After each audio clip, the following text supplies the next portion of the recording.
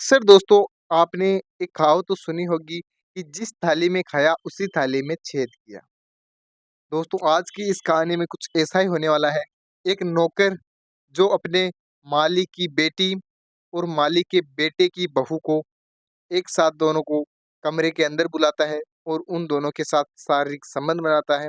और ये सिलसिला पूरे 1 दिन नहीं, 2 दिन नहीं, पूरे 3 से 4 महीने तक चलता रहता है। आदाब, सत श्री अकाल, नमस्कार। मैं हूँ विकास और वीआईपी मीडिया की एक और नए एपिसोड में आपका हार्दिक स्वागत है, अभिनंदन है। तो दोस्तों आज की यह कहानी शुरू होती है उत्तर प्रदेश के बलरामपुर इलाके से। दोस्तों जहाँ पर रहने वाला मनीष कुमार, जिसकी पत्नी का नाम है कमला देवी और जिसकी बहन का नाम है सुमित्रा। दोस्तों और उसके परिवार में पिताजी भी है और उसकी माताजी भी है। दोस्तों 5 लोगों का यह परिवार है, उनकी फैमिली है। दोस्तों जैसे ही आपको पता है व्यक्ति की शादी कर दी जाती है, उस घर में खर्चे काफ़ी बढ़ जाते हैं और लोग टेंशन में रहते हैं कि मेरी पत्नी को मैं कुछ अलग करके दिखाऊँ, अधिक पैसे क कमा के दिखाऊँ और उसे मैं बढ़िया से बढ़िया जगह पर घुमाने ले जाऊँ या फिर उसके साथ कहीं घूमने जाऊँ। ऐसे लोगों के ख्वाब आपने देखे होंगे। तो क्या मनीष के घर के खर्चे भी काफ़ी ज़्यादा बढ़ जाते हैं। इस वजह से वह घर को छोड़कर हैदराबाद कमाने के लिए आ जाते हैं। पीछे घर में सिर्फ 4 ही व्यक्ति बचे हैं। मनीष के पिताजी, मनीष की मम्मी जी, मनीष की सिस्टर और मनीष की वाइफ। इन चारों व्यक्तियों का परिवार अब वहीं पे रहता है और काफ़ी अच्छे से उनके दिन चल रहे हैं। और परिवार वाले ये सोच रहे हैं कि अब कब जो मनीष और कमला है वो हमें खुशखबरी दे, एक बच्चा पैदा करके हमें। तो ऐसे उनकी परिवार में चर्चाएँ चलती हैं और परिवार काफ़ी हँसी-खुशी से चल रहा है। और मनीष है जो अपनी तनख्वाह से पूरे घर का खर्च अब उठाता है। उनके घर में एक नौकर भी रहता है जिसका नाम है सुनील कुमार। दोस्तों वो वहाँ पे काम करता है। अक्सर वहाँ उनके घर एक तबेला है, तबेले में 10 से 15 गाय है। उनकी देखभाली करता है, उनके घर की देखभाली करता है। तो वो वहीं पे रहता है और काफ़ी उनकी सेवा करता है। अब दोस्तों काफ़ी दिन बीतते चले जाते हैं। एक दिन मैंने इसकी बहन है सुमित्रा, वो सो रही होती है। वो सोते-सोते एक उसको बहुत ही ज़्यादा भयानक सपना आता है, डरावना सपना आता है। तो सपने से वह काफ़ी चिंता में रहती है और बैठी-बैठी रोने लगती है। दोस्तों रोने के बाद वह उठकर अपनी भाभी के कमरे के अंदर जाती है और भाभी को सारी आप-बीती बताती है कि इस प्रकार मेरे को एक भयानक सपना आया और मैं अब सो नहीं पा रही हूँ, मेरी आँख नहीं लग रही है। तो क्या मैं आपके पास सो जाऊँ? मेरे को मेरे कमरे में बहुत ज़्यादा डर लग रहा है। तो उसकी भाभी अकेले ही सो रही थी, तो उसको भी बोलती है, "हाँ, बिल्कुल तुम सो सकती हो, मेरे पास सो सकती हो, मेरे को कोई समस्या नहीं है।" तो दोनों ननद और भाभी सोती है वहाँ पे एक ही कमरे के अंदर। और अगले दिन सुबह हो जाती है और सब दैनिक क्रियाकलाप में लग जाते हैं। सभी अपना-अपना काम करने लगते हैं और जैसे ही अगले दिन शाम होती है, तो सेम सुमित्रा आकर अपनी भाभी को बोलती है कि आज भी मैं आपके पास ही सो जाऊँगा, मेरे को काफ़ी ज़्यादा डर लग रहा है, उस सपने के बाद मैं अकेली सो नहीं पाऊँगी, तो मैं आप ही के पास सो जाऊँ। तो उसकी भाभी बोलती है, "बिल्कुल तुम सो सकती हो, जो तुम्हारा भैया है, वो तो मेरे पास है नहीं, तो मैं अकेली ही तो सोती हूँ, तो आप सो सकती हो मेरे पास और हम दोनों अच्छी बातें करेंगे और अच्छी अपनी रातें गुज़ारेंगे।" अक्सर क्या था दोस्तों, दोनों के बीच में काफ़ी ज़्यादा प्रेम था, दोनों काफ़ी ज़्यादा घुल-मिल के रहती थी, एक-दूसरे से हर एक बात शेयर वो दोनों कर लेती थी। तो इसी बीच 2 से 4 दिन वह उसके अपनी भाभी के पास सोती है। तो एक दिन उसकी तकरीबन रात के 1 बजे आँख खुलती है, वो तो देखती है कि भाभी उसके कमरे में नहीं।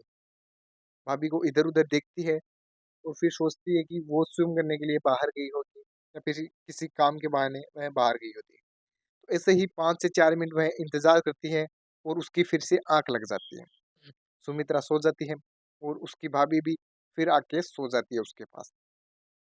दोस्तों फिर अगले दिन सुमित्रा की आँख रात को फिर से खुलती है और देखती है तो भाभी आज के दिन भी उसके पास नहीं थी। शाम को जब वो है सोई थी तो दोनों साथ-साथ सो रही थी। अब वह देखती है इधर-उधर वो स्विम करने के लिए गई होगी, तो आज मैं इसका इंतज़ार ही करूँगा और देखती हूँ कब मेरी भाभी यहाँ आती है और जब वो आएगी उसके बाद ही मैं सो पाऊँगी, ऐसे मेरे को अभी नींद नहीं आएगी। ऐसा वह सोचती है और सोचते-सोचते तकरीबन सुबह के 4 बज जाते हैं, अर्थात 1 से डेढ़ बजे उसकी आँख खुली थी, तो 2 से ढाई घंटे के बाद भाभी उसके पास आती है। तो वह भाभी से सवाल करती है कि भाभी आप इतने रात को इतनी देर कहाँ पे थी? मैं आपका 2 से ढाई घंटे तक पहले से इंतज़ार कर रही हूँ और मेरे को अभी तक नींद नहीं आई, तो आप इतनी रात को कहाँ थी? किससे मिलने गई थी या फिर क्या काम हो गया था? तो भाभी उस समय उसको सिर्फ़ इतना ही बोलती है, मैं रात के मज़े लेने गई थी, तुम्हें भी ये मज़े चाहिए तो कल मेरे को बता देना, कल तुम्हें भी ये मज़े मैं दिला दूँ। तो फिर दोनों सो जाते हैं, सुबह हो जाती है, दैनिक क्रियाकलाप में लगती हैं। और जैसे ही रात होती है, दोनों सोने का समय होता है, तो सुमित्रा बोलती है, "भाभी जो आप रात के मज़े लेती हो, वो मुझे भी आज दिला देना। आज मैं भी आपके साथ ही चलूँगी, जहाँ आप मज़े लेने जाती हो, वो मज़े अब मैं ही लूँगी।" दोस्तों, भाभी की उम्र है तकरीबन 26 वर्ष है और जो सुमित्रा है, उसकी आयु लगभग 21 वर्ष है। तो इस प्रकार बातें करके दोनों सो जाती है। तो जैसे ही रात के 1 बजते हैं, कमला की नींद खुलती है, तो वह अपनी ननद को भी जगाती है और दोनों उठकर घर से बाहर तबेले की तरफ बढ़ती हैं।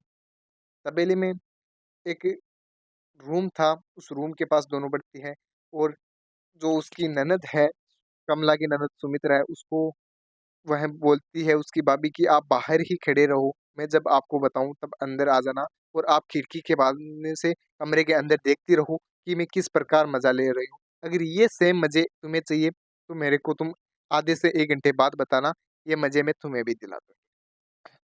तो सुमित्रा जैसे ही खिड़की बहाने से अंदर देखती है, झाँकती है, तो वहाँ पे पहले से एक व्यक्ति तैयार था, खड़ा था और इंतज़ार कर रहा था उसकी भाभी का। तो भाभी और वह व्यक्ति दोनों एक-दूसरे से गले मिलते हैं, लिप टू लिप किस करते हैं और एक-दूसरे के धीरे-धीरे कपड़े उतारने लगते हैं। देखते ही देखते दोनों बिल्कुल नग्न अवस्था में आ जाते हैं, एकदम निर्वस्त्र हो जाते हैं और फिर एक-दूसरे से शारीरिक संबंध बनाने लगते हैं, आपत्तिजनक स्थिति में आ जाते हैं। तो तकरीबन 15 से 20 मिनट दोनों शारीरिक संबंध बनाते हैं, तभी बाहर से आवाज़ आती है। तो कमरे के अंदर जो व्यक्ति था, वो उसी घर का नौकर सुनील था। तो सुनील कमला से पूछता है, "बाहर कौन है? कौन हमें झाँक के देख रहा है?" खिड़की की तरफ से आवाज़ आई थी, तो वहाँ पे कौन है और कौन हमें देख रहा है? तो कमला बोलती है, "कोई नहीं, ये तो मेरी ननद है, जो हमें देख रही है और वो भी ये मज़े लेना चाहती है, जो तुम मज़े मेरे मेरे को दे रहे हो, वो मज़े वो भी लेना चाहती है।" तो जो सुनील की आयु है, वो मैं आपको बता दूँ, तकरीबन 45 वर्ष थी। तो दोस्तों 45 वर्ष के बुड्ढे के हाथ में, दोनों हाथ में देसी घी के लड्डू थे। आप कह सकते हो लंगूर के हाथ में अंगूर थे। सुनील की कहानी भी कुछ इसी प्रकार थी। एक तो नई नौजवान भाभी जिसकी उम्र अभी 26 वर्ष है और साथ ही उसकी ननद जिसकी उम्र अभी 21 वर्ष है। इस प्रकार उसके हाथ में दोनों हाथ में देसी घी के लड्डू थे। तो वो बोलता है हाँ बिल्कुल उसे भी ले आओ, मैं उसे भी मज़े दे दूँगा। दोस्तों उसको काफ़ी उत्सुकता हुई, काफ़ी जिज्ञासा पैदा हुई कि उसको मैं देखूँ और वो किस प्रकार की दिखती है। तो उसे उसकी भाभी अंदर लेके आती है सुमित्रा को और बोलती है, "तुम इससे लिप टू लिप किस भी कर सकती हो।" दोनों एक-दूसरे से के कपड़े उतारने लगती है, सुमित्रा के कपड़े वह उतारने लगती है। तो देखते ही देखते सुमित्रा भी बिल्कुल नग्न अवस्था में होती है। अब तीनों जो उस रूम के अंदर थी अर्थात ननद, भौजाई और उनका नौकर, बिल्कुल नग्न अवस्था में थे और तीनों एक-दूसरे के साथ लिपट गए और शारीरिक संबंध बनाने लगे। वो सुमित्रा को संबंध बनाने में काफ़ी ज़्यादा मज़ा आया। आपको समझ सकते हो शारीरिक संबंध बनाने में कितना मज़ा आता है, उससे भी डबल मज़ा आया, उसको रात के मज़े मिलने लगे। दोस्तों सिलसिला रोज़ चलने लगा, जैसे ही रात के 1 बजते हैं, सुमित्रा पहले से तैयार रहती है, भाभी को जगाती है अब सुमित्रा और बोलती है, "भाभी चलो हम रात के मज़े लेने चलते हैं।" तो रोज़ उसके नौकर के पास जाती, सुनील के पास जाती, शारीरिक संबंध बनाती और तकरीबन सुबह के 4 बजते हैं तब वह उठ के अपने रूम के अंदर आ जाती और दोनों सो जाते। दोस्तों सिलसिला इसी प्रकार चलता रहा। एक दिन जब दोनों उस तबेले के अंदर आई हुई थी, कमरे के अंदर थी, तो पीछे से उसकी माँ जगती है, सुमित्रा की मम्मी है, वो जगती है, वो तो देखती है कि बहू का कमरा आज खुला है, लाइट भी जल रही है, क्या हो गया? बहू को क्या इतनी रात को क्या तकलीफ हुई? जैसे ही कमरे की तरफ बढ़ती है और देखती है, तो कमरे में ना तो उसकी बहू थी, ना उसकी बेटी थी। तो वह इधर-उधर देखती है कि वॉशरूम में तो नहीं है या फिर छत पे तो नहीं है, तो छत पे जाती है, वॉशरूम में जाती है, घर के एक-एक कमरे में जाती है, सुमित्रा के कमरे में भी जाकर देखती है कि तो उनको वहाँ भी वह नहीं।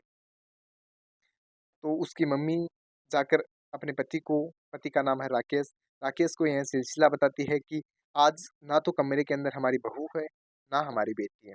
दोनों पता नहीं इतनी रात को 1 बज रहे हैं कहाँ पे चली गई। तो फिर वह घर में देखते हैं चारों तरफ और बाहर की ओर बढ़ते हैं, तो बाहर राकेश बोलता है अपनी पत्नी से कि हम नौकर को भी बुला लाए, सुनील को भी बुला लाए, वो भी इनको ढूँढने में मदद करेगा। तो जैसे ही दोनों तबेले की तरफ बढ़ते हैं और उस कमरे की तरफ बढ़ते हैं, तो उनको एक काफ़ी अजीब आवाज़ें आ रही थी, काफ़ी अलग-सी आवाज़ें आ रही थी, जैसे तालियाँ बजाने की आवाज़, समझ सकते हो आप, उस प्रकार की आवाज़ आ रही थी। और कमरे का लाइट है, वो भी रात को 2 बजे जली हुई। तो आगे बढ़ते हैं, तो देखते हैं कमरे के अंदर खिड़की के बहाने से झाँक कर देखते हैं दोनों पति और पत्नी, तो उनकी बेटी और उनकी बहू बिल्कुल नग्न अवस्था में, साथ ही उनका जो नौकर सुनील है, वो भी बिल्कुल नग्न अवस्था में। और तीनों एक-दूसरे के जो प्राइवेट पार्ट वगैरह है, उनको मुँह में ले रहा था कोई किस प्रकार से, और बिल्कुल आपत्तिजनक स्थिति में थे। तो ये देखकर राकेश को काफ़ी ज़्यादा गुस्सा आता है और पास ही में बड़ी रोड उठाता है और रोड से अपने नौकर को मारने लगता है, पीटने लगता है। तो रोड की सर पे लगने की वजह से उस नौकर की, सुनील की वहीं पे मृत्यु हो जाती है ऑन द स्पॉट, और खून भी उसका बहने लगता है। और उसके बाद राकेश का गुस्सा शांत होता है, तो वह बोलता है, आज मैंने ये क्या गलती कर दी? गुस्से के अंदर आकर ये सब कुछ कर दिया, मेरे को पता ही नहीं चला। उसके बाद उस लाश को ठिकाने लगाने की सोचता है, तो उस लाश को एक बोरे में भरता है, उठाकर गाँव के जो नाला है उसकी तरफ बढ़ता है। तो सुबह के समय हो गया था, तकरीबन 4 से साढ़े 4 बज रहे थे। आपको पता है गाँव में अक्सर लोग सुबह शौच करने के लिए लोटा हाथ में लेकर खेतों की तरफ बढ़ते हैं, खुली जगह पे बढ़ते हैं। तो एक व्यक्ति जो सुबह लोटा लेके निकल रहा था, उसको राकेश दिखाई दिया, और राकेश को देखने के बाद वह सोचता है कोई चोर है, गाँव से चोरी करके किधर ले जा रहा है, तो मैं इसके पीछे ही चलता हूँ। तो व्यक्ति लोटे को वहीं छोड़ के उस आदमी के पीछे चल देता है। तो जैसे ही गाँव के नाला आता है, उसकी तरफ वह बोरे को फेंकता है और फिर से गाँव की तरफ राकेश मुड़ जाता है और अपने घर की तरफ आने लगता है।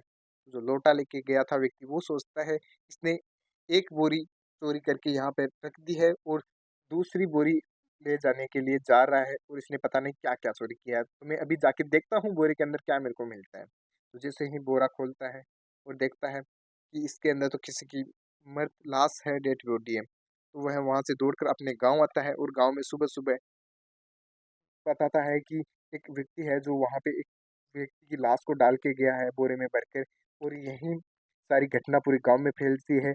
और मौके पर भी पुलिस भी वारदात जहाँ पे हो रखी थी वहाँ पहुँचती है, उस इलाके में पहुँचती है, तो पुलिस देखती है कि किसी ने इस लाश को यहाँ पे रख दिया है और फेंक के चला गया है।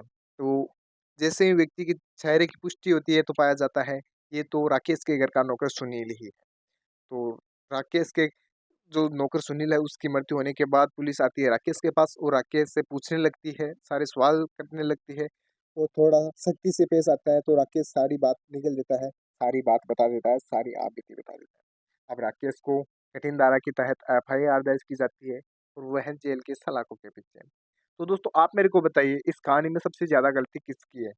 जो राकेश का नौकर सुनील है, वो जिस थाली में खाता है उसी थाली में छेद कर रहा था, तो उसकी सबसे ज़्यादा गलती थी? या फिर गुस्से में आके राकेश ने अपने नौकर को ही मौत के घाट उतार डाला, ये उसकी गलती है? आप मेरे को कमेंट सेक्शन में ज़रूर बताना। और दोस्तों इस कहानी का सुनाने का उद्देश्य किसी की भावनाओं को ठेस पहुँचाना नहीं है, और किसी की पर्सनल छवि के साथ छेड़छाड़ करना इस कहानी का उद्देश्य नहीं है। तो मैं मिलूँगा किसी एक और नई कहानी में, तब तक के लिए दीजिए मुझे इजाज़त। जय हिंद, राम-राम।